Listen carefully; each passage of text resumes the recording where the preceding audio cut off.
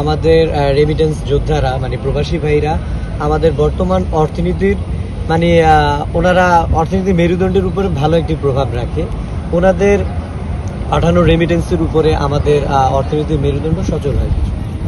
তো সেই সকল রেমিটেন্স যোদ্ধারা যেহেতু সামনে ঈদ উপলক্ষে পরিবারের পরিজনকে খুশি করার জন্য অনেকেই অনেক দূর থেকে দীর্ঘ কয়েক ঘন্টা জার্নি করে দেশে ফিরছেন। তো আমরা বেসরকারি বিশ্ববিদ্যালয়ের ছাত্রদল একটি উদ্যোগ নিয়েছি, তাদের পাশে আমরা সামান্য ইফতার এবং ঈদ উপহার সামগ্রী এবং গোলাপ ফুল নিয়ে এসেছি, তাদেরকে একটু বরণ করি। আজকে আমাদের এই উদ্যোগটা হচ্ছে এইভাবে। আমরা এটা শুধু এবছর করছি এরকমটা না, গত বছরও করেছি। আমরা স্টুডেন্ট পড়াই, আমিও একজন স্টুডেন্ট পড়াই, আমরা সবাই অনেকেই হচ্ছে এখানে স্টুডেন্ট।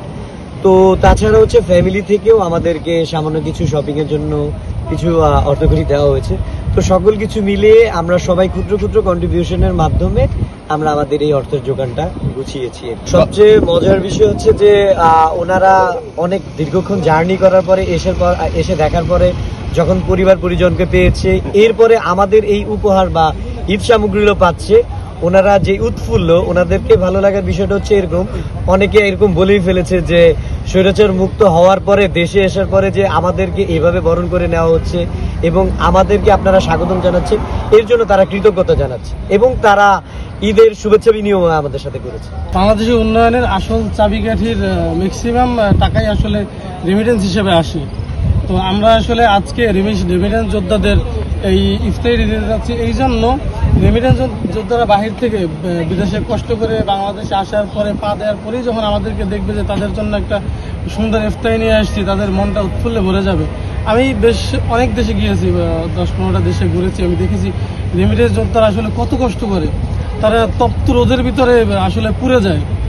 এরকম আর আছে, এরকম অনেক কাজ যেটা আসলে করা মানুষের জন্য অসাধ্য, সেই কাজটা আসলে বাংলাদেশে মানুষ করে।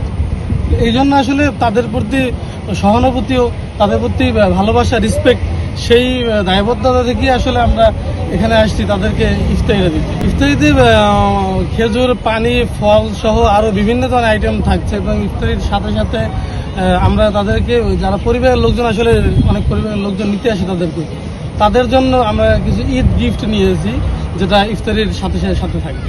খবরের কাগজ, নিখাত, নির্ভীক, নিরপেক্ষ।